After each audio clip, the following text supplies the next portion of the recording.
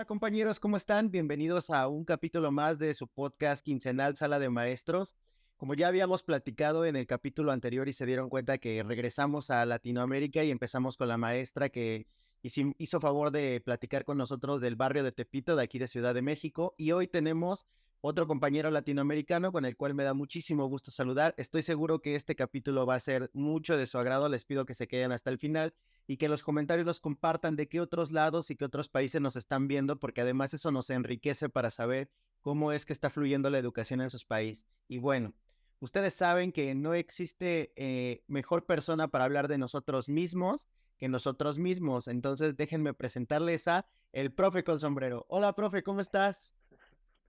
Hola, maestro Jürgen. Nada, muy emocionado, muy feliz, muy contento de poder estar en este espacio, de poder conversar, de poder dialogar. Y justamente eso que recoge lo que mencionas, ¿no? De nadie que hable sobre nuestro rol, nuestra chamba, nuestro trabajo, que nosotros mismos, que lo vivimos en carne propia, que vemos qué es lo que sucede. Entonces, nada, súper feliz de poder compartir y poder dialogar. Eso es lo más importante. Oye, pues muchísimas gracias por recibirnos la llamada y bueno, quisiera que les platicaras un poco a los maestros que nos están observando y nos están escuchando desde dónde estamos platicando porque estamos incluso en una situación horaria distinta. Por supuesto que sí. Yo en este momento estoy en la ciudad de Ancash, dentro de Perú. Una ciudad que ya más o menos a unas 8 o 10 horas de la capital, de la capital central en Perú, y estoy trabajando específicamente en una zona rural. Algo muy particular es como que es mucho más centrado, es muy diferente. Incluso, por lo menos en Perú tenemos que dentro de todo el país tenemos la misma zona horaria. Que me parece que en tu caso es una hora menos que diferencia de Perú, ¿verdad? Ahí está. Eh, y en el caso de Perú tenemos la misma zona horaria en todo el país, pero es muy diferente en cada zona del país. Por ellas, no te conversaremos y te contaré pues en cada ciudad en la que estuve, en la que me tocó trabajar, en la que me tocó vivenciar este rol docente y cómo cambia mucho la percepción del docente, la imagen del docente, cómo cambia, cómo las personas alrededor, la comunidad ve al docente. Es muy diferente dentro de Perú. Wow, eso es un mundo bastante complejo, pero bastante rico también de poder aprender y poder conversar, porque me gusta mucho dialogar esto cuando converso con otros profes. Así que es un buen punto de partida. Así que estoy en Ancash, en Perú. Excelente. Oye, y empecemos por el principio, como todo, platícanos un poco, ya nos decías en qué ciudad te encuentras y en qué localidad estás. Platícanos un poco, yo sé que muchos maestros están con esta duda porque te presentamos como el profe con sombrero.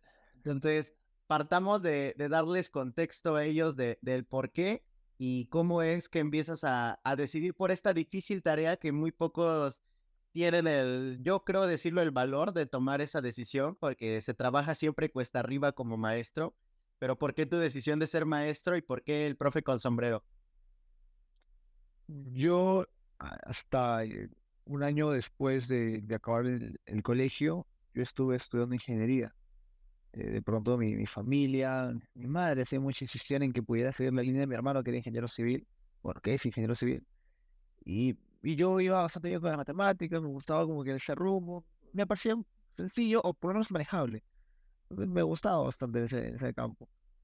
E ingresé, postulé, ingresé a la universidad, eh, y, y ahí me di cuenta como que no me gustaba tanto como creí que podría llegar a gustarme. Eh, y sentía, ahí llegué a este golpetazo, ¿no? de realidad. Dije, creo que de pronto ese no es el camino que me mueve o que me está llamando. Y para ese entonces yo ya en paralelo estaba enseñando. Dictaba clases particulares, había uno que otro estudiante que me decía, oye, José Antonio, mi nombre es José Antonio. No, no dijimos mi nombre, creo. Mi nombre es José Antonio, oye, José Antonio. En entonces todavía era José Antonio. Oye, José Antonio, no puede ser problema, estoy estudiando, no me sale. Y yo les ayudaba, ya, me gustaba. Ahí descubrí, pues, que me parecía muy enriquecedor e interesante esta idea de poder compartir lo que uno podría llegar a saber. Y para mí era como que ligeramente es más sencillo matemática, porque de pronto agarré comprensión, un montón de factores. Eh, pero en la idea de poder compartir eso con alguien y hacerle estas vías más sencillas a esa persona también me pareció muy enriquecedor. Y empezó con matemática, pero de ahí pasó a otros espacios. recuerdo que mientras estudiaba ingeniería en ese tiempo, mientras dictaba clases particulares de pronto, un estudiante me dijo, tengo un examen de química, de química orgánica. Y yo de química orgánica, pues entonces no sabía mucho. Entonces agarré y me compré libros de química orgánica, me compré 2 libros para poder estudiar. Me puse a estudiar sobre el tema un día antes de poder practicar, me puse a estudiar creo que 8 o 9 horas, hasta aprenderme cómo era ese tópico, llevarlo al día siguiente y poder conversarlo y dialogarlo como si fuera un tema que ya había estudiado con tiempo, con muchos años, con mucha preparación.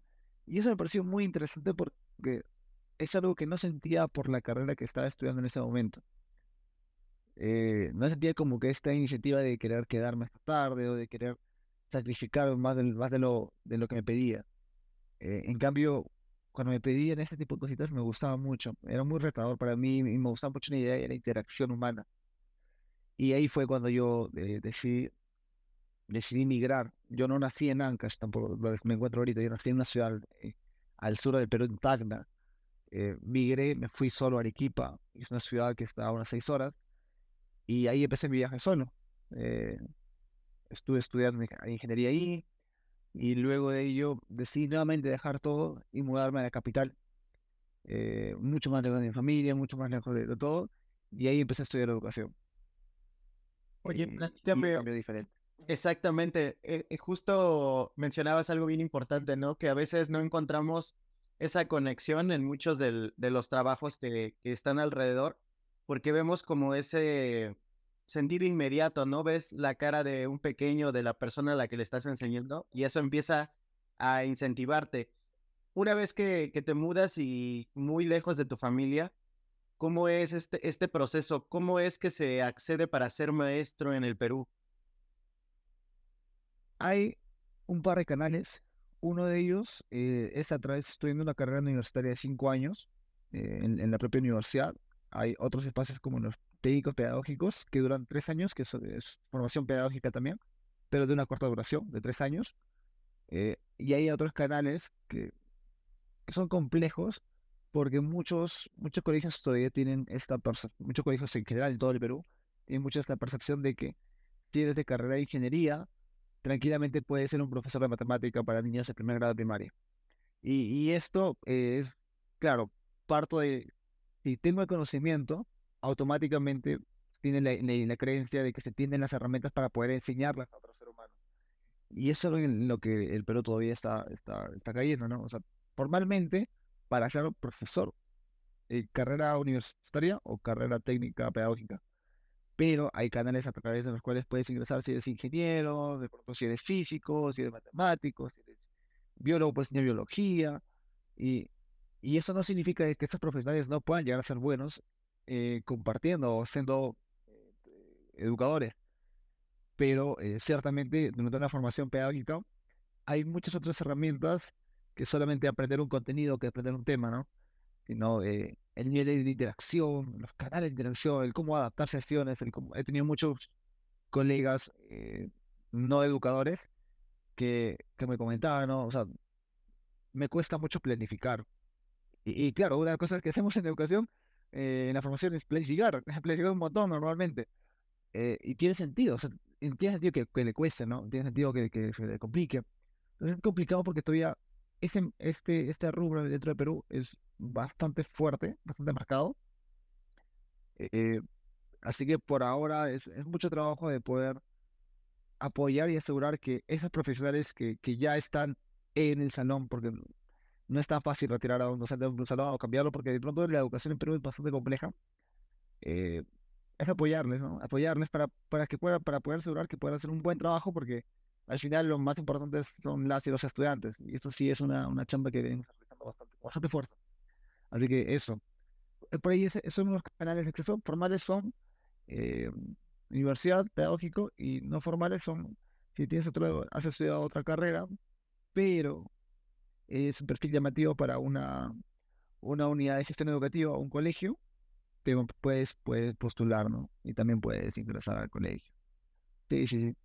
Que está bastante interesante porque incluso ese mismo fenómeno lo seguimos encontrando aquí en México, ¿eh? O sea, todavía hay compañeros profesionistas, muchos que buscan esta segunda alternativa de incursionar en la educación, pero sí pasa algo que muchos se dan cuenta hasta que ya están ahí, ¿no? Por ejemplo, mencionaba lo de las planeaciones.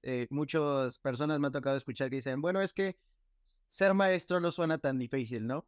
Y ahí cuando migran de una profesión a otra, a ser docentes y les toca hacer la planificación y dosificar toda esta parte de los contenidos, es cuando se dan cuenta realmente todo el trabajo que requiere de previo a dar una clase. Nos platicabas que ingresaste tú a estudiar educación. Platícame cómo es este sentimiento porque tengo la sensación de que ya tenías como ese camino marcado porque decidiste emigrar, decidiste dejar muchas cosas atrás para emprender este camino. ¿Qué tanto llenó de expectativas una vez que comenzaste? ¿Qué tanto sentiste esta energía? A veces pasa que estamos entusiasmados con algo y ya cuando nos encontramos frente a ello, a lo mejor el entusiasmo ya no es tan grande porque se rompen un poco algunos paradigmas. ¿Cómo fue para ti esta parte? En diciembre del 2012 fue cuando yo descubrí que me gustaba mucho el acto de enseñar.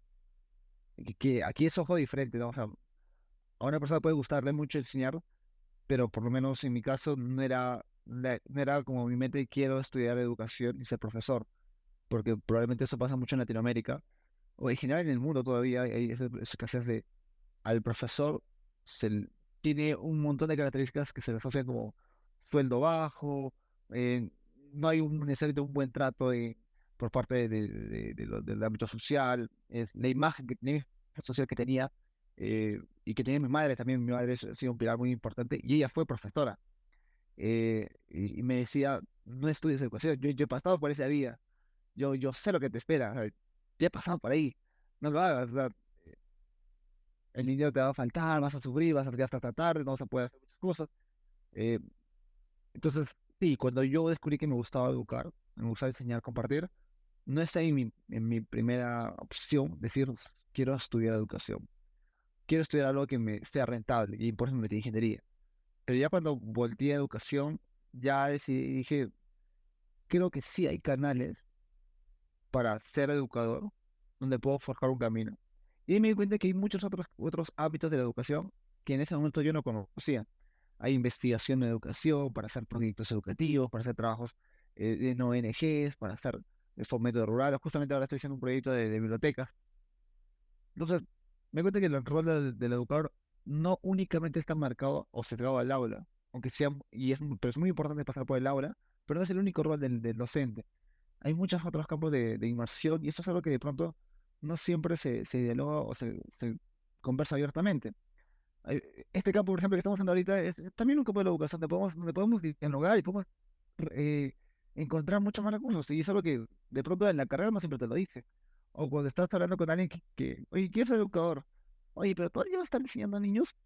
Eh, claro, entonces es como que esta percepción, ¿no? De únicamente enseñas, pero se olvida de que también planificas, se olvida de que también dialogas con padre de familia.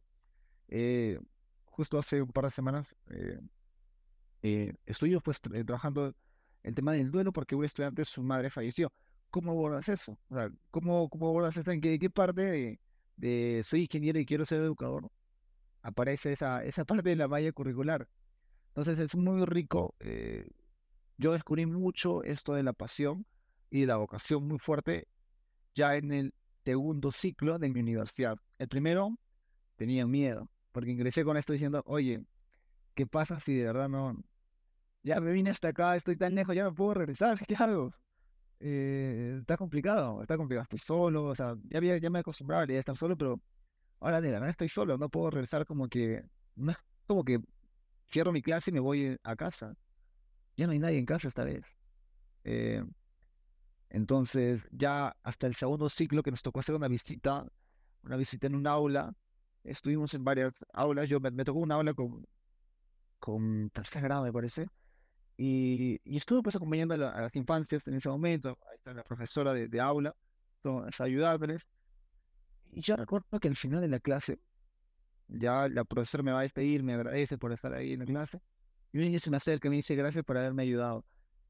Creo que este momento, ya de pronto la persona dirá, no, qué curso, ya, pero este momento, es, ese día fue el día en el que yo decidí, dije, este es el lugar donde quiero estar. Aquí es donde pertenezco, aquí es donde me gustaría ir, güey. trabajando, volviendo a mis orígenes constantemente, en la idea de poder compartir, la idea de poder trabajar con personas, es muy rico.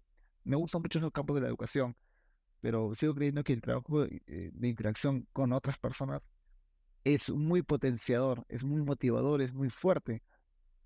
Creo que de la generación de vínculos, para mí es lo máximo, es el tope de, de, de la cima de mi ser docente, ¿no? De lo que yo sentí. Entonces, sí, o sea, igual en el camino he tenido dudas, ¿ah? He tenido días donde, ay, señor, ¿por qué otra vez? O he tenido días donde, no sé, pues la planificación hermosa que había hecho así, de que me tomó 3 días, etcétera, llegaba, lo aplicaba y salía mal, pésimo. Llegaba a casa y decía, señor, aquí no pertenezco, señor. Pero es eso, es chamba docente también, ¿no? O sea, aceptar que no todos los días, que casi ningún día es perfecto. Entonces, y hay días que son mejores de lo que te imaginaba y hay días que no, pues hay días clases que también son muy ricas, que son muy divertidas, hay que son muy inesperadas, pero eso es lo que como docente yo fui preparándome poco a poco, fui preparándome poco a poco, y me agrada mucho, mucho pensar en eso, que cuando converso con alguien eh, o sobre mi ser docente, es eso, ¿no? A ver, no tengo las respuestas para cada problema que suceda, pero no me siento tan solo, ¿no? No, y sobre todo que mucho influye en este sentido del gusto de hacer las cosas, porque cuando te topas con situaciones en el aula, o sea, o situaciones que nada sale como lo planificaste, es cuando dices, híjole, creo que ahí son las pruebas de fuego.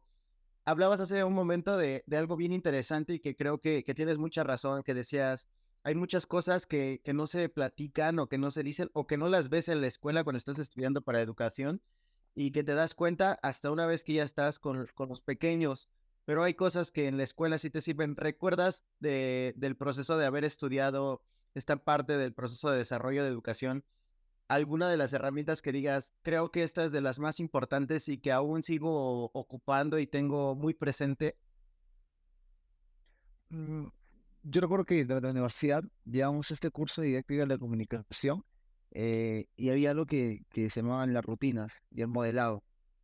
Me pareció brutal, que era, que ya parece muy sencilla, pero es, antes de enseñar al niño qué hacer, primero lo hago yo, que pueda observarme. O sea, claro, yo lo hago, el niño me observa, le voy escribiendo los pasos que voy haciendo, y, y esto del modelado es algo que lo estoy usando no solamente para comunicación, sino para muchos cursos. Cuando es una tarea mecánica o técnica, y necesito que usted te la, por ejemplo, cuando trabajo mucho trabajo grupales, necesito que muevan las carpetas. Y claro, los niños tienen la manía en su ámbito de jalar las sillas, pues arrastrarlas por todo el ámbito. Ay, me dejan sordo. Ya, entonces dije, ya, tengo que ser moderado. Voy a ser moderado. Voy a agarrar mi silla desde la parte de arriba y la parte de abajo, la voy a levantar y caminando lo voy a llevar. Entonces empecé a describir lo que hacía. Y funciona muy bien, porque claro, el niño ya ve, claro, o sea, de pronto es muy obvio decirle al niño, oye, levanta la silla, pero que te vea haciéndolo y que sepa que tú como docente también puedes hacerlo y también estás abierto en ese mundo, es muy rico y parte de tareas muy técnicas como tareas muy complejas. Esa es una, y este año tengo en aula a una estudiante con discapacidad auditiva. Entonces volví ahí a mis textos de la universidad, porque claro, por lo menos en el lugar donde estoy, no es un... Yo creo que para tener una aula inclusiva es necesario primero tener una gestión educativa que también sea inclusiva. Si desde la dirección no hay un impulso para poder abordar que un colegio sea inclusivo, es más complejo, te ponen muchas barreras. Y sobre todo porque finalmente la inclusión no es solamente del aula, la inclusión es en la vida de esa persona. Y diga que en otras aulas pueda conversar tranquilo o pueda tener interacciones regulares con otras personas, pueda ser consciente de que está en el mundo, de que está presente. Entonces tuve que volver a esto de la universidad, y trabajamos esto de las historias sociales, que es explicarle, mi estudiante no escucha, no puede escucharme, y empecé a trabajar con ella esto de presentarle historias pero con imágenes, y construir imágenes. Y claro, era complicado al inicio porque hay muchas cosas en la universidad que no usas de inmediato. Y claro, con el tiempo dices, oye, ¿dónde estaba esto? ¿Cómo se hacía? Y y vas buscando, vas preguntando, vas conversando y ya vas encontrando. Y me tocó volver a eso, ¿no? Y nada, y ahora funciona bastante bien. Ahora estoy en proceso de ampliación porque, claro, ya mi estudiante ya puede estar trabajando dentro del aula, pero la idea es que pueda trabajar en el colegio en general, pueda estar tranquilamente interactuando con otro profesor, tiene eso ahí, sus cuadritos, no tengo aquí la mano, sí. Tiene su cuadrito en la mano, acá, yo lo tengo acá. Por ejemplo, no sé, quiere, quiere escribir algo y acá le muestran su cartilla. Ya sabe que es para escribir, o de pronto quiere dibujar algo, ya va pidiendo, quiero dibujar. O se le rompió la punta de la goma del lápiz, quiero tajar. Entonces, claro, ella ya puede encontrar caminos que antes se le hacían complicados porque no sabía cómo explicarlo. Entonces, ya hay cosas mucho más gráficas que la conectan con las personas y que puede usar. Pero la idea es que eh, el ambiente sea inclusivo y eso parte de de una gestión educativa que también lo sea, ¿no? Entonces, esta es como volviendo aquí a la mano. Y de ahí, algo que me gusta mucho es en lo de seguir aprendiendo, ¿no? Yo que en la universidad, yo que llevo años en la universidad diciendo, ya no quiero estudiar más, ya me cansé. Y salí de la universidad y me metí a seguir estudiando, porque hay cosas muy ricas que uno ve en el camino que dice, oye, esto me puede servir, esto sé, muy potente. Y me metí a un máster de educación emocional, porque ya en la universidad me perfilé hacia este ámbito, ¿no? De cómo abordar desde las emociones con las personas. Y eso es muy potente. Por ejemplo, para mí me mueve mucho la idea de poder no solamente llevarlos a un contenido, sino transmitir las emociones, pero también comprender sus emociones, escuchar sus emociones. Eso es algo que como estudiante yo no lo recibí mucho en la escuela. Yo estuve en un colegio militar, ¿no? Ya me te imaginas que hasta un par de años de la universidad me tocaba mucho pasar de estar todo el día de pie serio a estar con niños jugando. Entonces, es algo que es un cambio que yo ahora agradezco mucho. Pero es algo para mí muy disfrutante. Es un cambio bastante potente para mí. Entonces, sí, hay muchas herramientas y en el camino también encuentro muchas herramientas que de la universidad me han servido para planificar. Casi todo lo que uso para planificar ahora lo aprendí de la universidad. Y la práctica que hice en la universidad, porque es algo que hacía todos los días, cómo manejar conflictos dentro del aula o en la gestión, también lo aprendí en la universidad y lo potencié ya con estudios superiores, con estudios posteriores también. Creo que hay muchas cosas que de pronto las aprendemos en la universidad y a veces, claro, eso no siempre se ve cuando enseñas una clase a veces. Hay muchas cosas que están en el papel o están en mi planificación y no se ve clases o pasa muy rápido. O qué tanta ciencia hay detrás de colocarle de pronto una pizarrita con los nombres a mis estudiantes. Claro, para un padre de familia, ya, chévere, qué bonito. Pero hay una ciencia, ¿no? Con el propósito de crearle rutinas o crearle hábitos a los estudiantes. Entonces, de pronto no siempre se ve todo esto de manera formal. No siempre hay tiempo para poder explicar a cada persona, oye, esto sirve para esto. Porque tampoco es la misión no siempre es estar justificando todo lo que hacemos en todo momento con todas las personas, porque nos agotamos, nos agotamos. Este agotamiento emocional y claro, la idea no es llegar a eso. Pero también es muy rico poder conversarlo también. Y qué bueno que tengamos este espacio, mira, ahí podemos, podemos conversar. Esto va para un clip de TikTok. Todo lo que callamos los docentes. Exactamente, oye, el nombre me parece muy adecuado. Y hace ratito decías algo bien importante que me llama mucho la atención y que en muchas ocasiones hay personas que no lo ven cuando inician el camino hacia la educación, que es realmente en esta carrera poco o nunca dejas de estudiar, ¿sabes?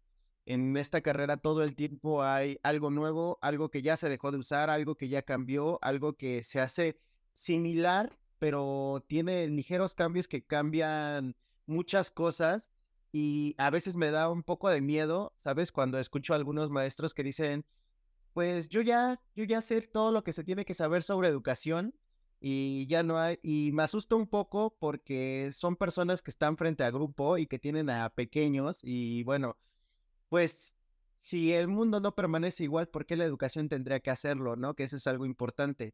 Y hablabas también de la importancia de una vez estando tú en la universidad, de poder recobrar todas estas experiencias, pero ahora platícame un poco de una vez que terminas este proceso del estudio de educación, cómo es contrastarlo a lo que te decía tu mamá y a lo que ahora tú te das cuenta de qué tan complicado fue en este contexto en el que ahora te encuentras o cómo es que llegaste, porque también eso es importante que los maestros que nos van a estar escuchando conozcan el contexto que te encuentras, porque no es como que estés en capital, o sea, no te encuentras en una escuela de capital, ¿no? Y eso cambia muchísimo y lo sabemos y lo platicábamos con la maestra de nuestro capítulo pasado de Tepito, que incluso ella, al ser de un barrio que se encuentra dentro de la Ciudad de México, que es la ciudad capital de la República Mexicana, es muy distinta la manera en la que se relacionan los niños, los adultos, los papás, los maestros, ¿no? Incluso hasta el modo de vida de un maestro cambia por completo en su relación con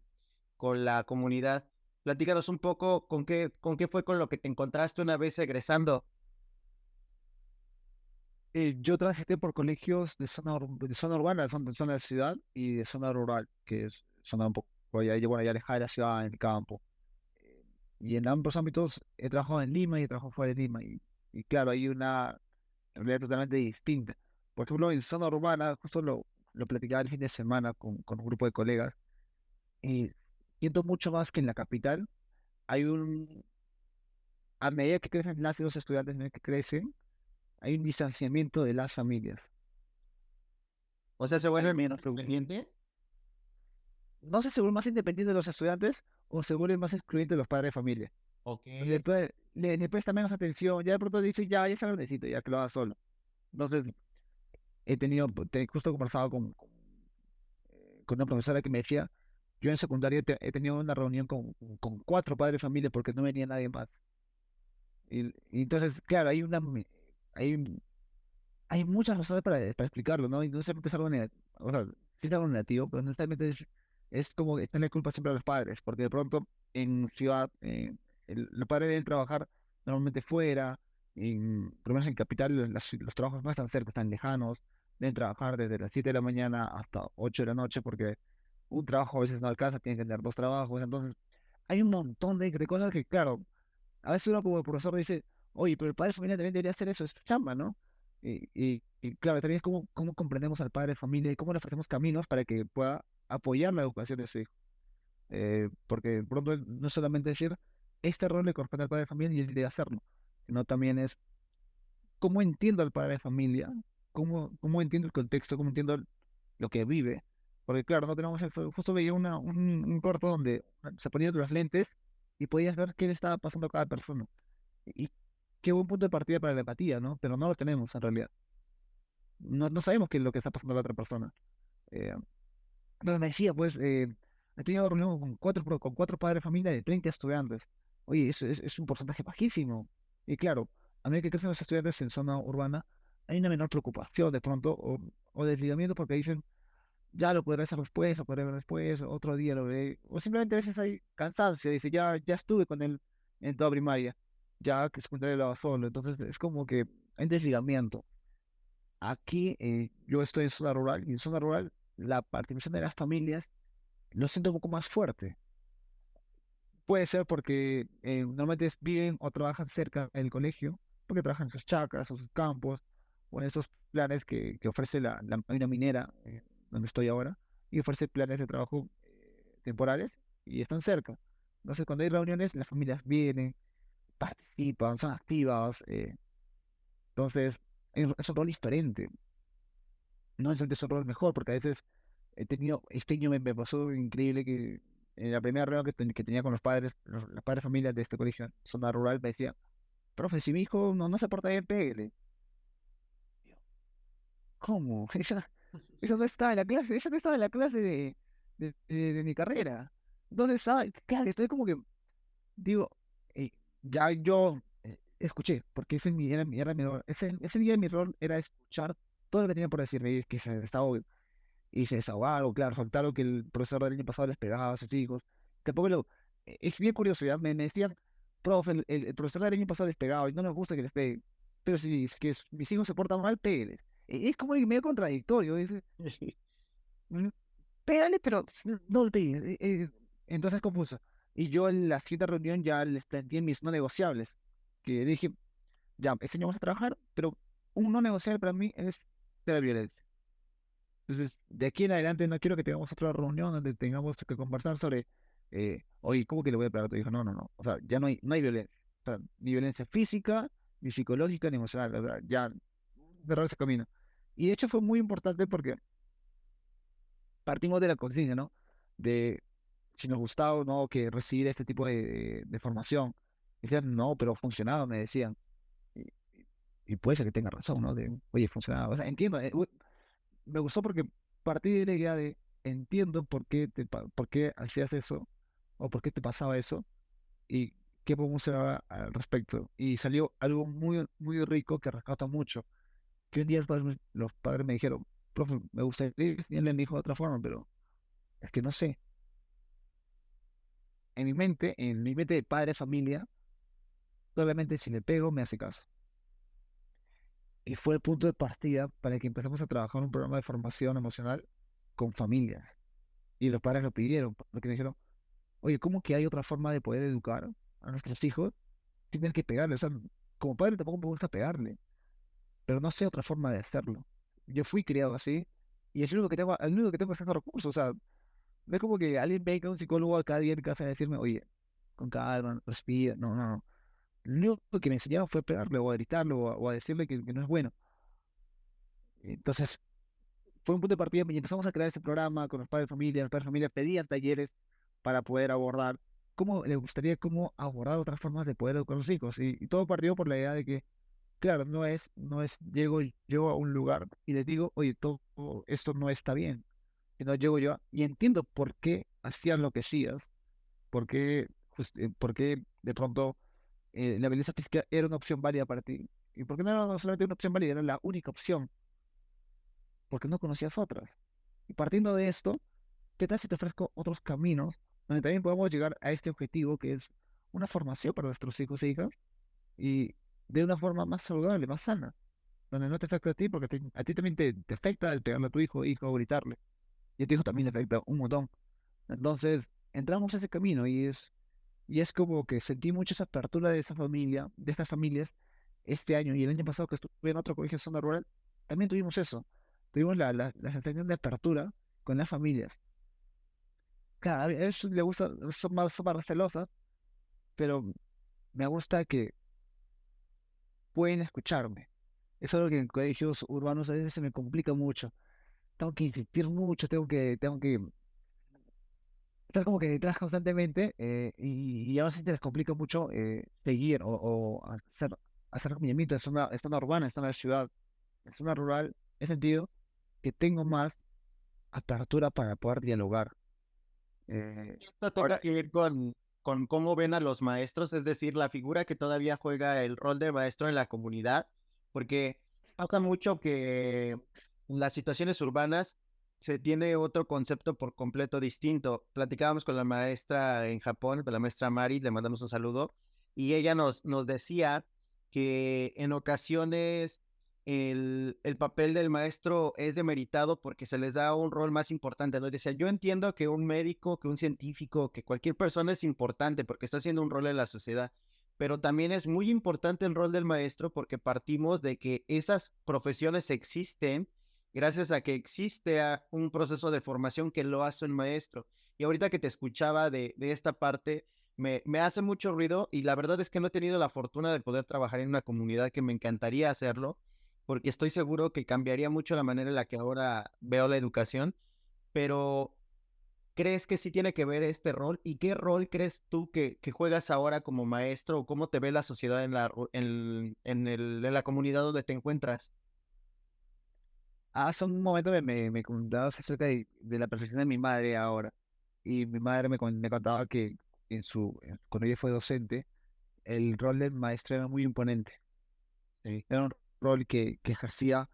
eh, eh, Ser docente era estar en una situación de poder, porque era alguien que se había preparado, formado. Sin embargo, actualmente no, claro, ya creo que lo tenemos bastante eh, visto. Es muy visible que el rol docente ya no se ve igual. En zona rural, no te diría que solamente por el ser docente.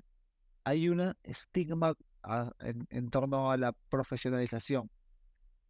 A que si tienes una carrera o una profesión, ya tienes un poder social, un nivel social, o un nivel de poder. Y eso es todavía un estigma bastante fuerte. Y digo un estigma porque todavía se cree que quien tiene una profesión es mejor persona que alguien que no tiene una profesión. Y eso sigue siendo todavía una complicación porque de pronto hay muchas otras formas de vida en las cuales no necesariamente llevas a estudiar una carrera por muchas razones. O sea, hay cada año no se pueden graduar tantas personas que las que necesitan en el mundo. O sea, no es imposible. Y hay muchos otros ámbitos de la vida que no necesariamente implican ser docente y no implicas que no tengas valores, que no tengas respeto, que no tengas ese sentido de crecimiento tampoco, ¿no? Entonces, se tiene todavía mucho esta idea y normalmente cuando llega un profesional, una persona que tiene una carrera universitaria o técnica o una zona rural, te tiene esta imagen de exaltación, ¿no? Donde dice, esta persona se ha pasado muchos años estudiando y claro, es mucho más educada. Esto de, tiene mejores valores, tiene mejor... Y no necesariamente, ¿no? De pronto sí tengo algunos conocimientos técnicos en los cuales sí puedo diferenciar de otras personas, pero no por mi carrera. De hecho, he conocido profesionales que valores tienen pocos. O sea, entonces, claro, o sea, nadie te va a dar esto de los valores, ni la universidad, ni la carrera, ni la profesión. Entonces, ahora pero eso sí juega un rol muy importante dentro de un colegio.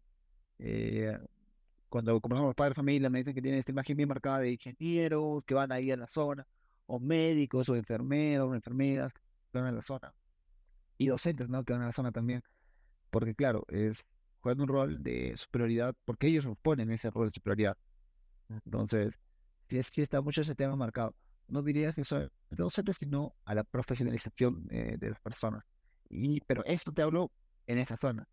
Ya te diré que en otras zonas es diferente, ¿no? Hay lugares donde el ser docente todavía sí es una imagen muy importante. Hay otros lugares donde no importa la profesión que tengas, sino cuánto dinero tienes. eh, cada sector va marcando a quién coloca en este nivel de superioridad social. Entonces, sí, es bien complicado. Es bien complejo el tema de la percepción de las personas. Pero esta parte nos ayudas mucho porque creo que lo verbalizaste muy bien, o sea, no solamente es como el maestro y tienes toda la razón, ¿no? Incluso hasta entre maestros me duele decirlo, pero creo que hay una escala de valores muy distinta entre unos y otros y que desafortunadamente se ve así, que deberíamos estar pues todos intentando siempre estar en la parte más alta, ¿no? Porque estamos frente a los niños. Ayúdanos a ponernos un poco en contexto de cómo es la comunidad donde estás, cómo es donde trabajas, para que todos los maestros entiendan un poco de... A mí me encanta mucho lo que estabas platicando ahorita sobre esta parte de los valores y eso, pero a veces creemos que las cosas son sencillas, ¿no? O sea, vemos el proceso rápido de las cosas y ahorita nos lo platicabas con la pequeña que estás atendiendo con sordera, ¿no? Y dicen, bueno, mira, es una muy buena idea, ¿no? Pero no conocen el contexto que hay detrás, que a veces el simple hecho de tener una hoja laminada, impresa, ya representa un reto conseguirlo o tenerlo, ¿no? Platícanos un poco de dónde es donde te encuentras, cómo es la comunidad donde estás trabajando. El contexto donde estoy en la comunidad es una comunidad, es un grupo, hay un colectivo de comunidades que están cerca de una minera. Esto representa muchos niveles de impacto, principalmente el nivel ambiental. Entonces, que lo justifican con el nivel económico. Es complicado el tema. Eh, entonces, dentro de esta comunidad, las familias, el colegio donde estoy tiene una cantidad promedio de unos 130 estudiantes. Mi aula, este año me tocó ser docente, de un solo grado, tengo 26 estudiantes, entonces es de tercer grado de primaria, entre 8 y 9 años. Entonces, estoy trabajando con este grupo y es un grupo bastante enérgico. Y entiendo el por qué, porque siempre se les ha reprimido a estar encasillados. Entonces, claro, mi forma de enseñar es de pronto un poco diferente, un poco salido de la caja, donde me gusta mucho la corporalidad y poder bailar y poder moverse. Entonces, claro, ahí disfruto mucho más este proceso. Y es algo bastante rico de poder ver. Eh, pero todavía hay docentes dentro del propio colegio que no lo tienen perfilado. Y eso es lo que te decía, ¿no? Que incluso para ser inclusivo, no solamente inclusivo, sino en general para tener orientaciones, parte de una gestión que esté orientada a eso. Entonces, porque me ha tocado padres que me dicen, profesor, usted es muy bueno. El otro profesor de mi hijo le pega. dentro del mismo colegio, o sea, en el mismo año. O sea, en paralelo, mientras yo estoy bailando con mis estudiantes, hay un estudiante que está siendo víctima de violencia. Entonces, ya yo intervengo con el director y todo me dice, ahora voy a investigar todo lo demás. Y se pierde el camino, claro, o sea, porque el proceso formal es muy burocrático, es muy atenuante, y para un director no quiere tener la imagen de que en su colegio hay violencia y nunca eleva el caso. Y es un problema, es un problema. Justo hace rato me decías de que hay profesores que ya no les gusta, o sea, piensan que ya llegaron al límite de su aprendizaje. Y es un problema porque aquí en Perú existe, no sé si en México también, pero aquí en Perú existe algo que se llama nombramiento docente. Y eso hace que luego de un par de años de trabajo, das un par de exámenes y automáticamente te estableces dentro de un colegio y te fijas. Y puedes quedarte ahí el tiempo que desees, los años que desees. Ya nadie puede sacarte. Y es un problema porque muchos docentes, este sistema de nombramiento docente, te nombras y automáticamente ya tienes trabajo asegurado por los siguientes años. Pero, ¿qué pasa, José Manuel, si baja la calidad de enseñanza? No pasa nada, puedes seguir enseñando. ¿Qué pasa si faltas? No pasa nada, ya eres nombrado. Y eso es un gran problema. Y ahora ya es más complicado todavía porque en su tiempo, para ser nombrado, tienes que dar exámenes, te iban a ver la clase, te entrevistado. Y había varios procesos eh, necesarios, yo creo que insuficientes, pero necesarios. Y ahora, sin embargo, va a bastar que tengas 3 años de carrera para que automáticamente te nombres y automáticamente tengas trabajo de forma permanente. Y claro, ¿dónde está la meritocracia de pronto? ¿Dónde está el esfuerzo constante? O sea, ¿qué pasa si en 2 años ya me aburrí de enseñar, pero yo tengo trabajo? Pues siendo lo que ya hice todos los años pasados, ya no quiero perder más. Y es un gran problema. Tengo docentes que me dicen, ya tengo todas las planificaciones hechas de todo el año. ¿Las hizo rápido, profesor? No, ya les tengo de los años pasados. Entonces, claro, yo he visto sentido de, llego a un lugar nuevo o tengo estudiantes nuevos y hago sentido de adaptación. Y es porque están nombrados, ¿no? Ya, como que este ya es nombrado, ya es como que muy fuerte, muy latente, digo. Es un problema y este año se ha intensificado más porque se quiere hacer esta ley, ¿no? Después de 3 años de trabajo, automáticamente te nombras. Y es limitar mucho el nivel de profesionalización de un propio docente. Es algo que todavía no existe. Y no se trata de competir entre docentes, no se trata de quién llega primero a la cima o es número uno docente, sino quién es el mejor docente para sus estudiantes. Y es una chamaza, no hay que competir ahí, creo que hay que ayudarnos mucho. Me gusta mucho cuando un profe me dice, oye, ¿cómo hiciste eso? Me gusta contarle, ¿no? Y si ve algo chévere también le pregunto, oye, profe, ¿qué hizo? ¿Cómo hizo? ¿Cómo pasó eso, profe? Y me va contando, ¿no? Y entonces es muy rico poder compartir, pero creo que todavía es muy sesgado, está bien muy limitado en ese ámbito. Entonces sí, Amaría decirte que en México es diferente, pero la verdad es que caemos en lo mismo. Pudiese verse, la verdad es que los mecanismos a mí me parecen insuficientes y también esta parte de los nombramientos permanentes, aquí les llaman plaza base. Aquí esa es la manera de llamarlo, la plaza base, ¿no? Que es una vez te dan tu matrícula, es decir, tu cantidad de horas establecidas más o menos, y obviamente puedes brincar de escuela a escuela, pero siempre ya vas a tener trabajo seguro. Y creo que eso ha hecho que la educación baje demasiado. O sea, sí creo que yo preferiría que no existieran las plazas base y que fuera un salario alto, que pudiéramos ser prescindibles cada uno de nosotros, porque creo que eso elevaría el nivel de reto para cada una de las personas que tienen, ¿no? Y no pasa, porque hay muchas personas que terminan en la comodidad. Yo entiendo mucho que el ánimo va decayendo conforme a la edad, pero eso no tiene que ver porque he visto maestros de muchos años de servicio que dan clases increíbles y que aprendo mucho. Y también me ha tocado ver maestros que dijo, híjole, creo que ya nada más es por el simple hecho de no saber qué hacer con su tiempo, pero pues están afectando, ¿no? Porque al final de cuentas, como tú lo dices, ¿no? Termina siendo este ciclo interminable de caer en la comodidad.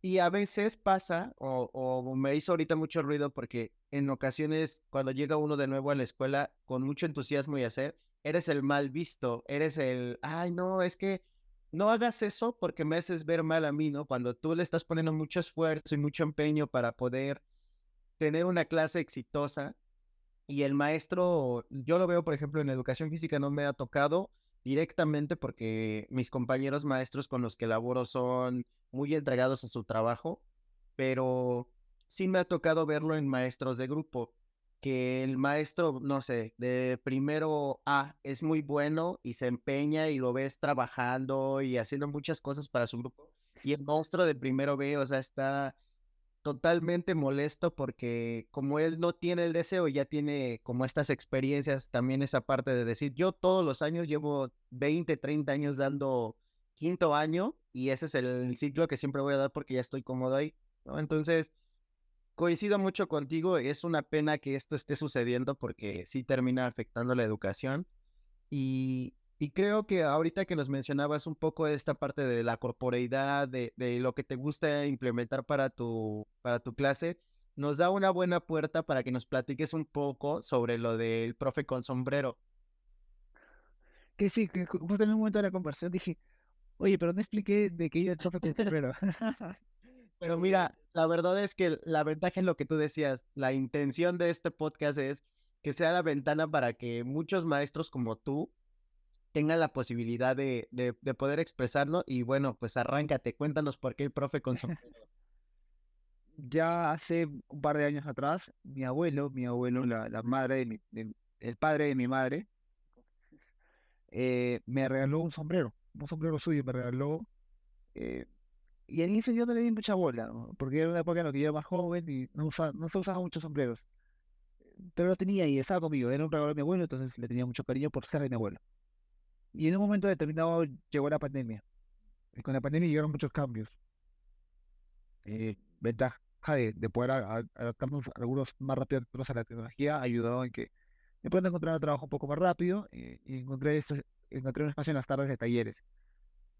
Eh, y ya para entonces yo ya había regresado a la casa de mi madre con mi abuelo, ya había, porque en pandemia ya no tenía sentido estar en la capital.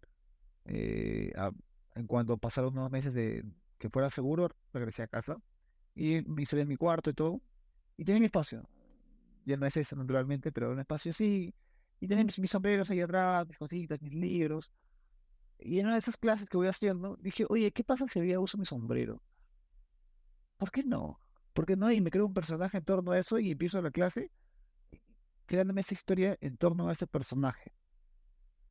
Y ese día empezó. Ese día me puse el sombrero, fue en junio de 2021, ya cumplí 2 años ya oficialmente. Me puse el sombrero, y empecé la clase y empecé haciendo todo aquello que imitaba mi personalidad, ¿no? De pronto soy muy electrónico, mi corporalidad se movía por todo lado. Entonces aproveché eso para crearme este personaje. Y eventualmente lo fui compactando porque ya no era José Antonio, y no era José Antonio, el profe con sombrero. Y le fui creando esta identidad. Y nota curioso es que durante ese proceso había un gran, yo no lo vi, ya no, culpa mía. Hay una gran crisis política en el Perú en torno a un presidente, bueno, cosa cada año en realidad, pero este presidente en particular era un presidente de una comunidad rural de Perú y usaba sombrero. Y estaba asociado no sé a cuántos, 28.000 casos de corrupción. Y ya estaba como que, no, señor, yo me enteré esto acá unos 3 meses después, hasta que alguien me dice, profe, usted se parece a tal. Y yo dije, oye, ¿cómo no me di cuenta? Tiene todo ese sentido del mundo. Él también usa sombrero y también, lo peor de todo, es que ese presidente de Perú, que ya no es presidente ya, también era profesor. Y es algo que, él era el profesor con sombrero. Y yo era el profe con sombrero, no, señor, Dios mío, todo un caos. Eh, entonces traté de darle toda la originalidad posible porque dije, no voy a detenerme aquí porque ya le había agarrado cariño al sombrero de mi abuelo. Entonces, ya durante me di la chamba de un año entero de que cada vez que alguien me preguntaba de dónde venía el profe con sombrero y por qué no estaba asociado a un partido político, les contaba la historia, pues eso de, oye, esto es de mi abuelo, tiene un vínculo muy importante para mí y me gusta la idea de poder llevar a mi abuelo a todas partes conmigo. Entonces, eso lo fui expandiendo, me fui comprando más sombreros. eh, de hecho, tengo también sombrero de mi abuelo, lo tengo todavía, sí, ya está más maltratado ya, pero ahora ya lo guardo, ya no lo uso mucho. Pero lo sigo teniendo porque es un valor muy importante para mí. eh, Y he llevado esta idea, ¿no? Ya hasta un momento ya de poder separarme de esta idea política. De hecho, tuve algunos videos en TikTok donde algunas personas comentaban, oye, ese es el presidente del... Señor, Dios mío, construir mi historia, otra explicando mi historia ahí. Eh, pero es eso, o sea, es eso. Y mi madre ya, mi madre se ríe ahora, ¿no? Eh, sí, es muy bonito. Y me gusta mucho porque cuando regreso a casa y regreso con el sombrero, mi abuelo no entiende mucho la idea del profe con sombrero, pero se pone muy feliz cuando me ve con su sombrero. Entonces, para mí me lo vale todo.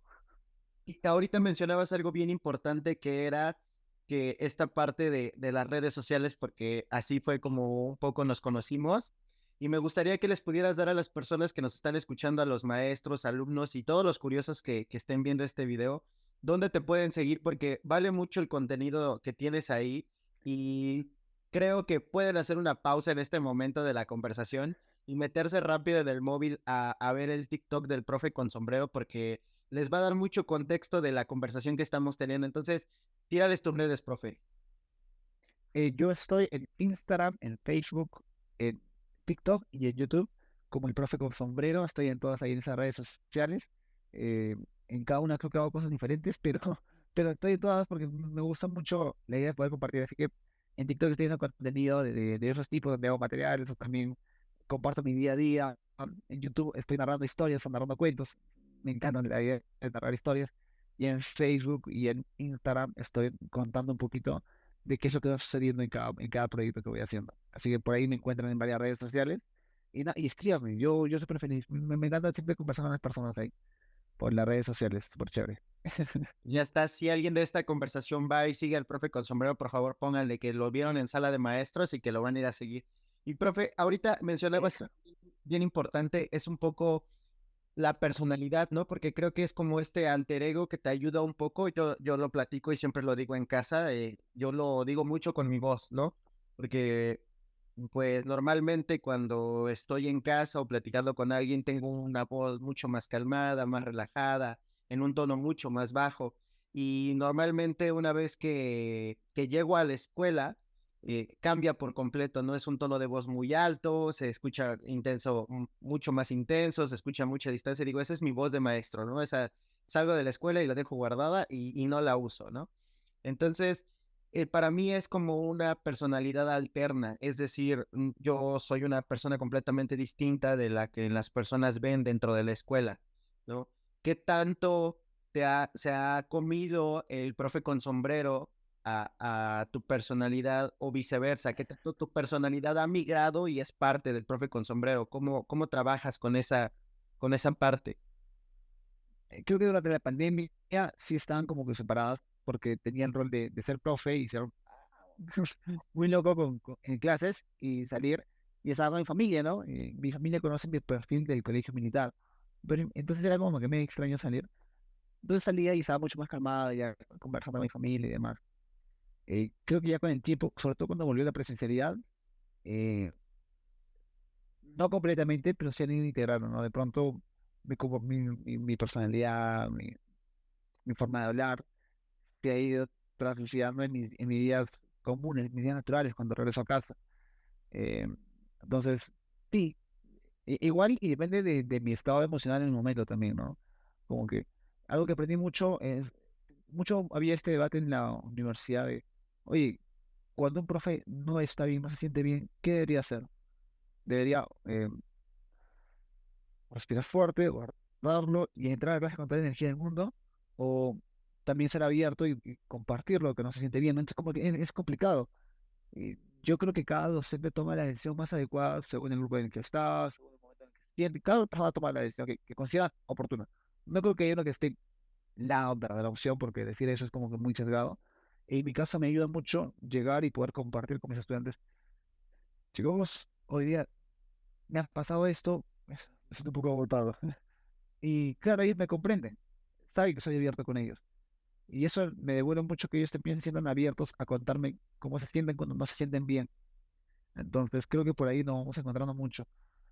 Ahora, si un docente decide respirar y guardarlo, también es una opción válida, ¿no? Igual es importante saber que un docente necesita contención emocional, sea dentro o fuera del aula, porque si nos pasa, ¿sí? Llegamos a veces agotados, a veces nos acaban de decir en la mañana que, no sé, justo lo que te decía, ¿no? Que la mamá de mi estudiante falleció y nos tocó abordar el tema del duelo de forma ipso facto, y me agarró con todo eso. Entonces, claro, es cómo no sesgarnos ante las emociones, pero también saber cómo compartirlas, ¿no? De pronto si llego y derrumbado y me tiro al piso y me quiebro, entonces como que también eh, es saber cómo compartir en ese momento lo que estoy sintiendo. Y si no me estoy sintiendo bien, busco la forma adecuada para compartirlo con mis estudiantes, porque ellos tampoco son mi terapeuta, ¿no? No son mis terapeutas, entonces tampoco tienen, ellos no pidieron ser mi descarga emocional, pero me gusta compartirlo para que sepan que ese día de pronto voy a ser un poquito, un nivel de energía menos. Entonces ya, y lo mismo pasa acá, ¿no? Cuando llego a casa, también les comparto. Oye, hoy ya tuve un día agotado en el colegio, entonces ya me gusta compartirlo. Creo que aprendí eso en ambos lados y me ayuda como que a canalizar mi energía de forma equilibrada. Así no tengo, ya se me fue la idea de tener dos personalidades o un alter ego, eh, pero por ahí cuando tengo mi sesión de cuentos, me creo un personaje nuevo. Soy yo creando un personaje nuevo, inventándome todo un mundo y ya estoy con de la impostación de voz. Como, hola chicos, ¿cómo están? Y tengo un cuento de 7 personajes y a los 7 personajes le hago una voz distinta porque es necesario para el cuento. Entonces es rico, ya también, o sea, me gusta mucho hacer eso, pero me gusta como que tenerlo como parte del día a día. Tienes mucha razón y fíjate, quiero rescatar dos cosas que decías y usabas muy bien las palabras, ¿no? Porque hay una gran diferencia entre descargarte emocionalmente con tus alumnos a compartir una emocionalidad para que ellos te humanicen, porque lo platicábamos es que tengo muy fresco el capítulo de la maestra con la que platicamos apenas del barrio, y era esta parte de decir, bueno, también es necesario que los alumnos, los chicos, los niños, según el nivel en el que estés, entiendan un poco que eres un ser humano, ¿no? Que está esta parte de eso, porque yo siempre les hago esa broma a mis alumnos y les digo, ¿ustedes creen que cuando son las vacaciones los maestros van, se guardan en el stand, en el locker y salen hasta que ustedes regresen de vacaciones así como recién desempacado ya? No, también vamos, comemos tacos, vamos a la calle, lloramos, o sea, hacemos todas estas cosas. Esa era un poco una. Y otra era cuando platicamos con la maestra de artes, la maestra Italibi, no, le decía a ella, ¿tú crees que necesitamos como esta parte histriónica, ¿no? Como esta parte del escenario, porque a final de cuentas, cuando te paras a dar clases frente a un grupo, estás frente a un escenario y tienes un público, ¿no? Y mucho, y lo hemos visto en muchas partes, ¿no? O sea, cuando algo es entretenido, nos atrapa desde el primer momento y ya no pierdes la atención, pero si la persona que está frente a ti no tiene esas herramientas de, en algún momento, si estoy platicando una historia, como tú dices, a darle una voz distinta, no atrapas, ¿no? Creo que sí necesitamos trabajarlo, creo que sí es algo bien difícil de desarrollar que creo que ya tienes tú, pero esta parte de verlo como una parte teatral, la parte de las clases sí es bien importante. Y ojo, maestros, tampoco se trata de perder la seriedad, ¿no? No con esto se pierde el hecho de decir soy maestro. Platícanos un poco, porque estamos hablando de países distintos, de comunidades distintos. ¿Cómo es la educación en el Perú? Es decir, hemos platicado con maestros de Finlandia que lo tienen todo y después aparte de tenerlo todo, lo platicaba hace unos días con mi hermana y me decía, bueno, es que aquí en México ahora, en la población donde estamos, llegaron los mismos lentes virtuales con la maestra de Australia con la que platicabas de para enseñarles esta parte del alcoholismo, ¿no? A los alumnos y tocar esta parte. Y a mí me pareció magnífico. Y luego hemos ido a comunidades donde platicamos con una maestra de Guerrero en una comunidad donde tenía que tomar una camioneta que nada más subía una vez a la semana a dejarlos y a traerlos.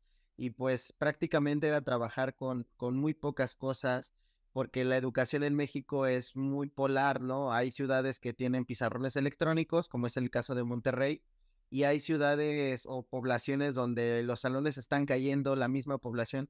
¿Cómo es la educación en el Perú? ¿Qué le incluye a un pequeño la educación en Perú?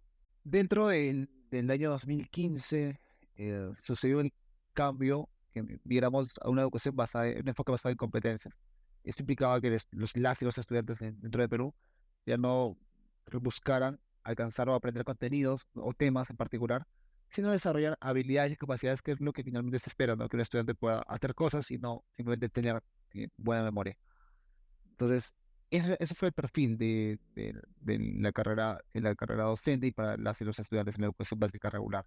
De pronto en comunicación ya no tenías que puedan leer en voz alta, sino que sepan comunicarse, que puedan conversar con otra persona, o que al leer puedan comprender que están leyendo, o que el escribir no sea pues copiar el pizarrón y eso será escribir, no tiene sentido, sino que sea que pueden generar sus propias ideas y pueden expresar sus emociones, sus pensamientos, sus ideas hacia el público que ellos deseen o el objetivo que ellos deseen. Entonces, ya el perfil ya era diferente, ¿no? De pronto había algunos contenidos que parecían que sí te enseñaban, pero ya no es de esta forma. Ya actualmente buscamos que las y los estudiantes desarrollen habilidades para la vida. Ese es el objetivo. Y los estudiantes pueden tener ese enfoque. Ahora, naturalmente una cosa es lo que dice el papel y otra cosa es la que está en la realidad, porque esto pasó en el 2015, o sea, no es mucho tiempo en realidad, de 2015 hasta el 2023, porque en realidad lo que toma más tiempo es la implementación. Y eso es un problema en el que acontece mucho en el Perú. Y es que es, es como una gota que cae en el agua, que primero cae en la capital y luego poquito a poquito la onda se va expandiendo hacia lo demás. Es decir, que lo que está más lejos de la capital llega al final, o a veces simplemente no llega. Hay muchos colegios donde esta idea de enfoque basado en competencias no ha llegado, completamente, y si ha llegado, no ha llegado a las y los docentes. O muchas veces las y los docentes no desean cambiar. O sea, ya tienen 30 años en la carrera, que hace unos 5 años le digan que deben hacerlo diferente, no les gusta, o no lo entienden, o no lo comprenden. Entonces, está como que eso todavía bastante lento, bastante retrasado. Y todavía en el ámbito de la gestión tenemos esto, no sé si te pasa, pero yo tengo muchos padres de familia que me dicen, eh, o sea, puede jugar, pero que no se ensucie el niño, o que no se ensucie la niña, que no se ensucie. Yo, qué complicado es ser niño y no puede ensuciar, que te griten cada vez que te ensucia. Porque es normal, o sea, y es inevitable, ¿no? Si como adultos nos ensuciamos por muchas cosas, un niño se va a ensuciar porque va a entrar en contacto con todo tipo de espacios. Y lo mismo pasa, pero a nivel de gestión educativa, que sucede? Que a veces el Estado, el Ministerio de Educación, envía materiales muy chéveres, muy bonitos. El año pasado vi que la directora los tenía guardados en el almacén. Eran materiales increíbles, eran unas maquetas del cuerpo humano que explicaban acerca de cada... ¡Qué genial! Pero me dijo, no se pueden usar, ¿qué pasa si se malogran? Ya está.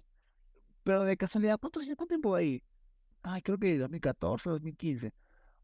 7, 8 años enterrado. Obvio que no se va a malograr, nunca lo usan. Y es un problema porque todavía se cree eso, ¿no? Se cree que hay muchas cosas que no se pueden usar porque se tiene el temor o el miedo a que se malogre. Y es un problema. Es un problema porque, claro, finalmente por no querer malograr nada, tampoco le das nuevas experiencias a las y los estudiantes.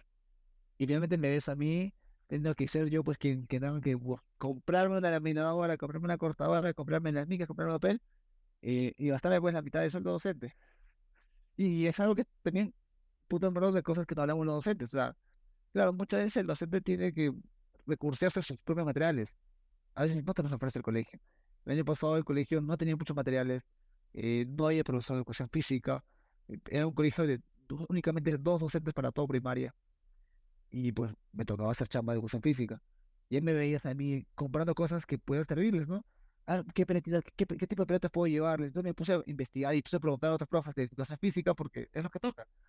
Y claro, me iba dando volantines porque tenía que enseñarles y es eso, ¿no? Es como, eh, ves que hay limitaciones, hay cosas que no están, y hay cosas que no se usan, y hay cosas que no se quieren usar tampoco.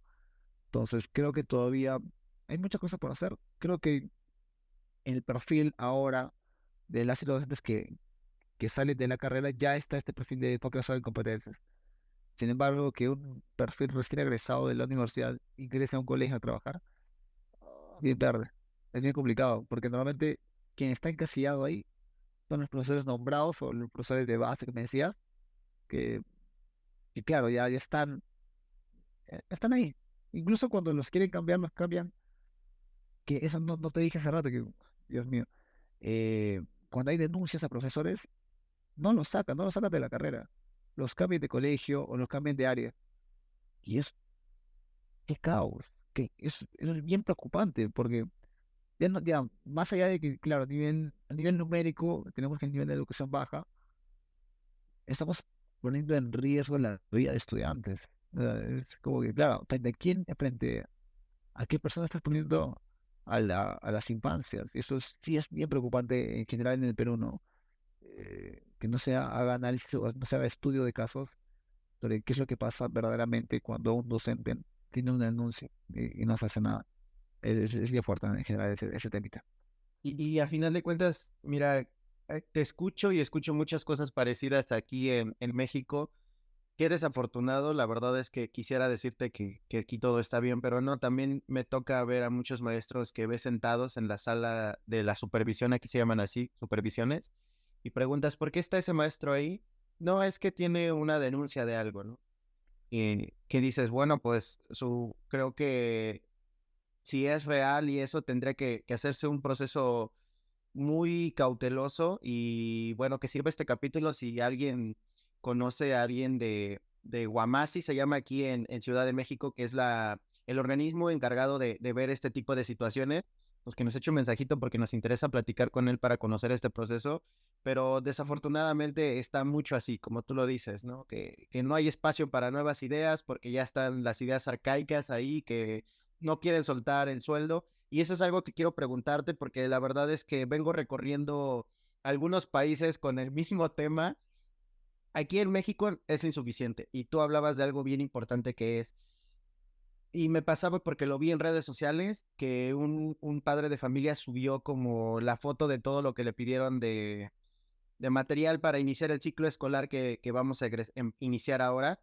Y estaba como muy asustado porque decía, son demasiadas cosas, ¿no? Y bueno, aquí en México hace unos años hicieron algunas leyes y cambios donde la escuela ahora tiene que buscar sus propios recursos, ¿no? Pero aunado a esa parte de buscar tus propios recursos, está aunado el hecho de, pero no puedes cobrar una cuota, no puedes pedir una cooperación porque no es obligación del papá, pero al mismo tiempo nosotros ya no te vamos a mandar material para que pueda limpiarse la escuela o cosas así.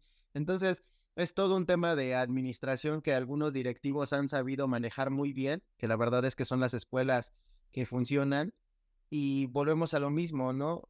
Pasa conmigo, o sea, yo soy maestro de deportes y se acaba un material y empiezo a ver, ¿no? Sobre todo en mi secundaria, no en mi primaria porque ahí ha llegado mucho material. Parece que en la Ciudad de México sí dan mucho material, pero en el Estado de México no. En el Estado de México donde laboro para nivel secundaria, el material me llegó una maleta hace 6 años, una maleta con material.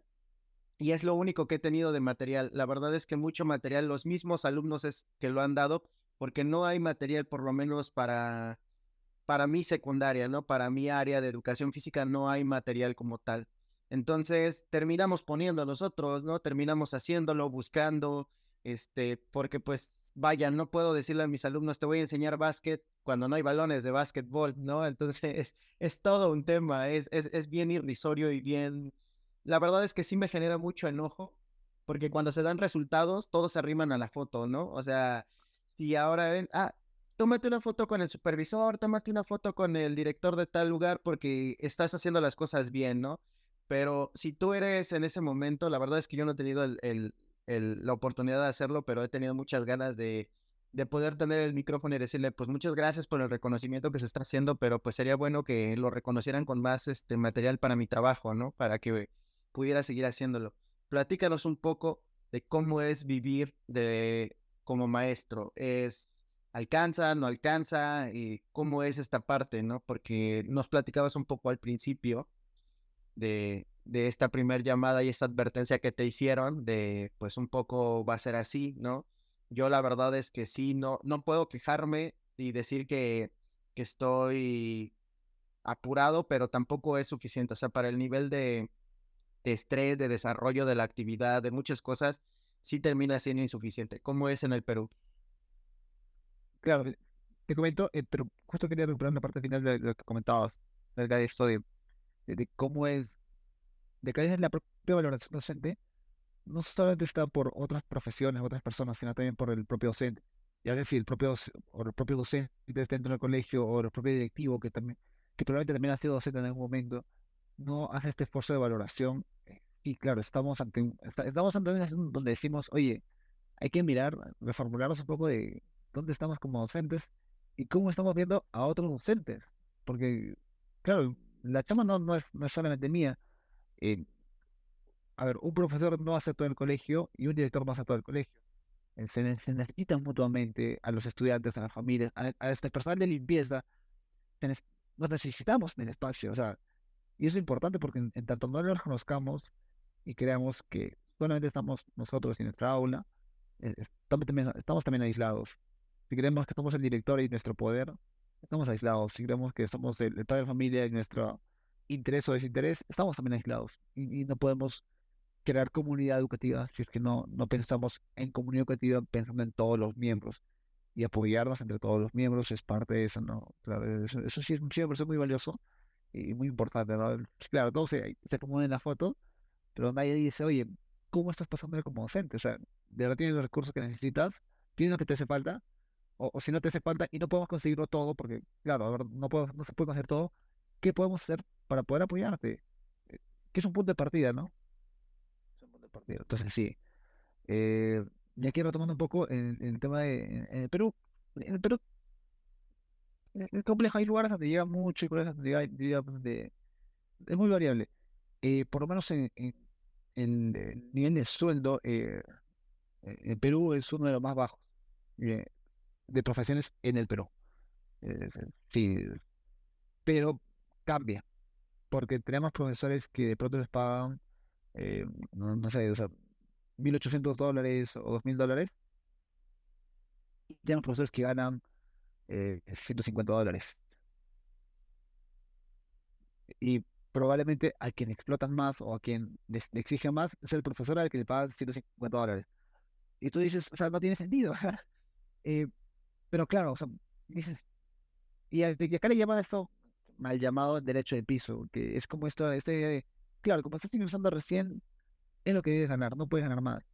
Y está mal, pues, porque esa persona igual se sacrifica o se esfuerza y pagarle un sueldo que no alcanza casi para mucho, no es tampoco la idea. Sobre todo porque das pie a esta idea de que se valorice mucho la profesión docente. Luego, cuando los padres dicen, oye, pero ¿por qué vamos a pagarle más a los profesores? Y yo he visto que en otro colegio le pagan solamente eso. Entonces, claro, ya creas comparaciones. De hecho, eso pasa mucho aquí en el ámbito de, no sé, de clases particulares. Tenemos profesores que, que compiten entre ellos a nivel de quién ofrece no la mejor calidad, sino quién ofrece el precio más bajo. Entonces decimos ya, pues entonces ya te ofrezco clases no sé, a $2, a $3.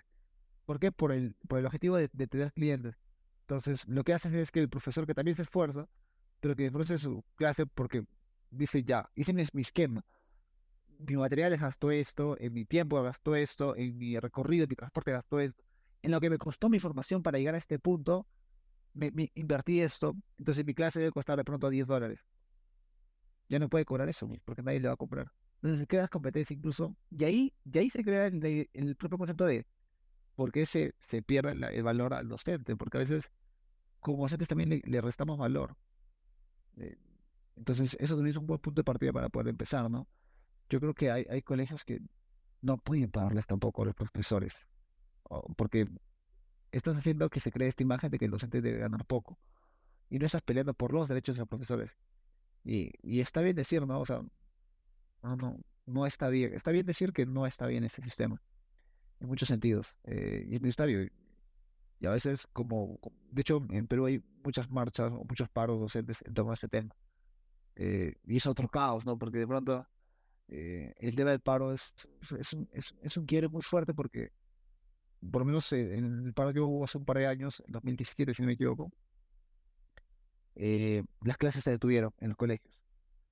Y entonces aquí entran dos temas a lidiar. Uno, por primera vez, porque las clases se detuvieron, la gente se paró a escuchar qué es lo que decían los docentes. Y segundo es, ¿por qué los estudiantes deberían ser afectados por las necesidades de los docentes? Y dices, es que es un dilema moral infinito, pues, porque dices, o sea, no sabes a quién apoyar, o sea, no sabes a qué vertiente apoyar, o sea, sí, tienes derecho de que el docente debe exigir sus derechos, porque es necesario, o sea, no hay un trato laboral saludable, hay un poco sueldo, hay poco valoración, poco reconocimiento docente, y por otro lado tienes, ¿por qué los estudiantes deberían ser afectados? Por los estudiantes, cuando el estudiante llega a su clase y no hay clase, entonces es como que es un dilema moral constante, no puedo decirte, oye, esta es la respuesta correcta, en realidad es un análisis constante del caso. Eh, yo siempre abogaré por lo que es mejor para las y los estudiantes, pero no por eso puedo decirle a un docente que decide hacerlo, oye, estás mal, porque no, con qué cara le digo, oye, no tienes derecho a hacer eso. Es complicado, ¿no? Es complicado como que, oye, es cierto, no te pagan lo suficiente. Es necesario luchar contigo. Entonces, esa lucha sigue siendo constante y creo que hasta que no se haga algo va a seguir siendo así. Ya eh, en los colegios públicos, en los colegios nacionales, se ha hecho el incremento del sueldo mínimo para docentes, eh, pero el problema sigue estando en colegios privados, porque todavía está la idea de que el colegio privado ofrece una mejor educación porque se centra en contenidos. Tengo colegios privados que son expertos haciendo memorización estudiantil. Increíbles. O sea, están recitando toda la tabla periódica. Y ahora pregúntale a un niño que de pronto, no sé, le gusta escribir cuentos o le gusta otro mundo, ¿cuál es el objetivo de aprender esa tabla periódica? Yo por lo menos aprendí un montón de cosas que ahora no me acuerdo, porque obvio, no las voy a utilizar. Y entonces, y eso me pasa en muchos sentidos, en muchos aspectos. Entonces, creo que también es algo que es importante abordar con las familias a principios de años siempre, ¿no? ¿Qué es lo que voy a enseñar y por qué lo voy a enseñar? ¿Qué es lo que no siempre se hace? O sea, solamente se dice, yo soy el profesor y yo tengo el conocimiento. Y ustedes como padres deben apoyarlo. Entonces creo que este diálogo con familias también ayuda mucho a concientizar a las familias, ¿no? De qué es lo que está pasando. De hecho, hay muchas familias que creen que porque yo compro un montón de materiales. Hay muchas familias que creen que yo gano mucho dinero. No, familias que me están viendo, no es cierto. Eh, es apretado, pero también a veces no hay quien te lo dé, ¿no? O sea, claro, puedes pedir cuantas veces quieras, pero a veces igual no te lo van a dar. Va a quedar Entonces, todo en ese proceso de pedir las cosas y que nunca lleguen. Pedir, claro, ahí se va a quedar archivado tu lista de peticiones y ahí desafortunadamente lo vamos a tener. Vamos a llegar a la sesión de preguntas rápidas que tenemos aquí. ok, Van a ser tres muy rapidísimas, pero primero quiero agradecerte que te hayas tomado el tiempo de poder charlar con nosotros, de hacerlo tan abiertamente y sobre todo, como tú lo decías, es bien necesario porque solo así, ¿no? O solo así aprendemos. La verdad es que siempre lo digo en muchos de los capítulos. Si el día de mañana esto termina, tiene muchas o pocas vistas, la verdad es que yo me voy muy feliz y muy contento porque uno, te conocí a ti y dos, me llevo siempre algo, ¿no? Siempre aprendo algo nuevo de los maestros, que eso es algo que a veces como nuevo te resistes a aprender de los maestros que ya están ahí y como maestro que ya llevas mucho tiempo te resistes a compartir lo que ya conoces, ¿no? Y que a final de cuentas eso es lo que hace, como tú lo decías, las comunidades de aprendizaje, ¿no? Así aprendemos todos. Antes de que pasemos a la ronda, profe, por favor repítenos tus redes sociales para que todos te puedan ir a seguir y conozcan más de tu trabajo. por supuesto que sí, por supuesto que sí. Nada, gracias, Silvia, por todo este espacio. Es bien rico poder dialogar y conversar. Creo que siempre que podemos tener la oportunidad, incluso si no es para redes sociales o para YouTube, tener la oportunidad de conversar con otro docente en un café porque sí, una de más del podcast es muy rico escuchar las historias que tiene para contarte eh, y poder hacer eso, creo que es muy valioso. Agradezco mucho que me hayas invitado, que tengan la apertura de hacer esto con más docentes. Creo que es necesario poder escuchar la voz docente también y creo que este es un buen espacio para saber que existimos, ¿no? Es muy importante también. Nada, mis redes sociales en Facebook, Instagram, TikTok y YouTube, el profe con sombrero, en todas esas. No tengo Twitter todavía, que ya no es Twitter, ahora es X, ¿no? Ya cambié de nombre. Está bueno, Sí, ¿no? sí. Esa red social ha cambiado.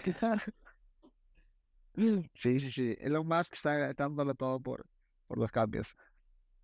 Pues sí. Vamos a empezar con las preguntas. La respuesta puede ser tan corta o tan larga como tú nos la quieras compartir. Y la primera de ellas es, ¿existe algo que antes pensabas y que ahora ya no piensas que que haya cambiado con el hecho de que seas maestro? Eh, sí, hasta mi segundo año de la carrera de universidad, yo pensaba que ser maestro solamente estaba dedicado dentro del aula. Descubrí que hay un campo muy grande también fuera del aula y es muy rico también de explorar y que no siempre se habla y que no siempre se dice. Lo que te decía de investigación de educación y claro, no le puedo exigir siempre a un docente de aula que investigue porque bueno, ¿con qué tiempo? Pero hay líneas también de investigación que puedes hacer en paralelo o aparte. eh, y me invita mucho a eso, como que es un perfil que me gustaría seguir en el tiempo. Trabajar ahora en el aula, poder conocer de primera mano y eventualmente poder ser también línea en investigación, pero también en línea en proyectos, línea en campos de diseño instruccional, campos de casi todo lo que es con planificaciones, incluso en universidades. Hay docentes metiendo la mano ahí y que no siempre se ve o no siempre se dice. Entonces creo que es una de las cosas que pienso más ahora en eso, ¿no? Que antes creía, dije, oye, solamente voy a estar en aula, pero uno, no es malo estar siempre en aula, y dos, no es lo único que puedo hacer. Entonces, eso. Y que está muy válido, como tú lo dices, y vale la pena a veces experimentar un poco y salirse de ahí porque pues te permite, y sobre todo creo yo lo más importante que tú tienes, no, no es tan mal siempre estar en el aula, pero creo que siempre es necesario haber pasado por un aula. Creo que eso sí es indispensable para cualquier otra rama que quieras dedicarte a la educación. Y lo repetimos así, no es importante siempre quedarse en el aula, pero sí es importante pasar por el aula si es que vas a cambiar, ¿no? Siempre. Porque eso es importante. En ocasiones platico con algunos profes y les digo, yo estoy convencido de que los maestros tienen superpoderes, ¿no? Porque existe el que con una sola mirada sus alumnos se quedan congelados y súper quietos, que dices, wow, estos niños se están poniendo muchísima atención, ¿no? Y existe el maestro que yo lo digo así por mí, o sea, mi voz es como mi superpoder, ¿no? Porque ya sé que es muy distinguible, es un tono muy específico para que mis alumnos me prestan atención. Y la pregunta va en eso. ¿Qué superpoder crees que te gusta o qué superpoder te gustaría tener y cuál crees que tienes tú? Eh, Voy a partir por la segunda pregunta. Yo creo que tengo el superpoder de poder conectar emocionalmente con mis estudiantes. Es algo que a veces, muchas veces llegan a lograr en el tiempo, pasa un año, y me doy cuenta que por diversas formas, porque escucho, por no juzgarles, logro conectar muy rápido con mis estudiantes. Como que a la semana o al mes ya estoy conectando de una forma diferente con estudiantes o con las personas en general. Entonces me gusta mucho eso con familias, con docentes, con estudiantes. He tenido la facilidad de poder conectar emocionalmente. Es muy rico poder ver eso como que, wow. Eh, y creo que el superpoder iría por esa línea. Te comentaba hace un rato que estaban estos lentes de empatía donde podías ver cómo se sentía la otra persona. Y creo que me gustaría eso. Claro, porque a veces, recuerdo que hace muchos años, bueno, hace muchos años, no, hace un par de años, yo llegué a este restaurante donde él trabajaba, donde conocí a un mozo que me llevaba bien con él y conversábamos siempre. Y un tipo dejó de ir. Y luego de mucho tiempo el mozo regresó. Y yo le pregunté, oye, ¿dónde has estado? ¿Cómo has estado? Me dije, estuve en mi país. Él no era de Perú, era de otro país. Estuve en mi país. Y le dije, ¿qué tal? ¿Estuviste de vacaciones? Y me dijo, no, falleció mi abuela. Y yo recién un baldazo de agua fría en ese momento porque, claro, o sea, uno porque, obvio, él no estaba decaído en ese momento. Él sabía que estaba haciendo un rol y tenía que presentar una imagen. Pero claro, dije, probablemente no habría buscado, no habría abordado el tema, se habría podido leer eso, digo. Y claro, me llevó esa lección me llevó al hecho de, antes de siempre abordar una situación, tratar de leer con calma cada paso. Y claro, no tengo superpoder todavía, pero voy acercándome a ese superpoder a través de la escucha constante, de observar, y escuchar no solamente con los oídos, sino poder observar, poder estar atento a cómo está la otra persona. Entonces creo que para mí eso es muy importante. Entonces como que me gusta mucho, es mi proyección dentro de la educación, es la educación emocional, ¿no?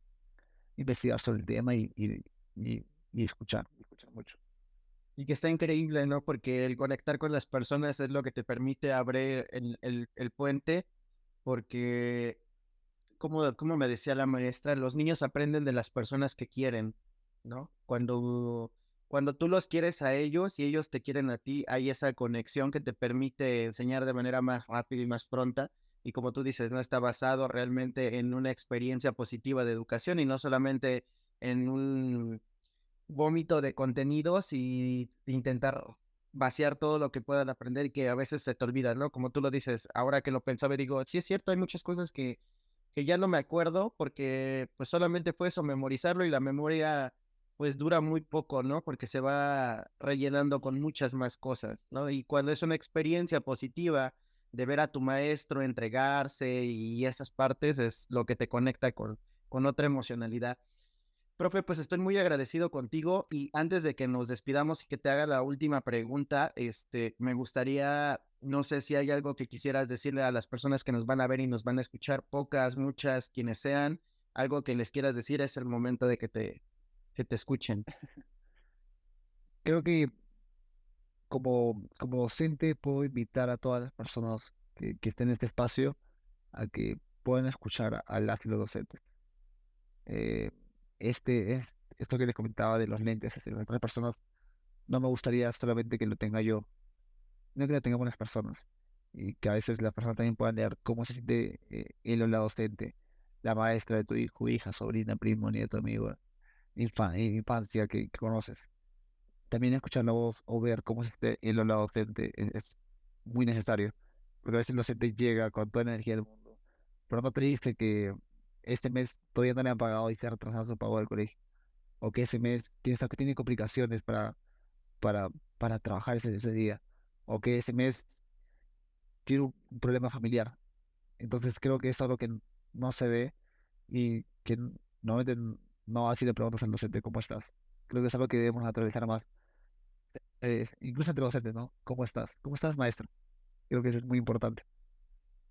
Tienes toda la razón y pues ahí está el mensaje y los invitamos a que no solamente, como le decimos a los niños, no solamente lo escuches, sino lo pongas en práctica, ¿no? Lo que estás aprendiendo.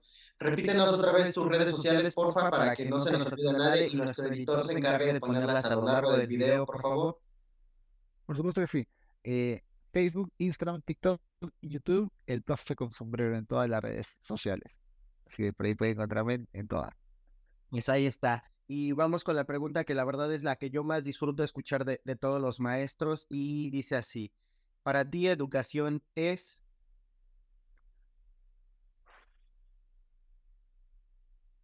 Todo. Principio y fin. Es el punto de partida donde comienza mi vida y comienzan mis sueños.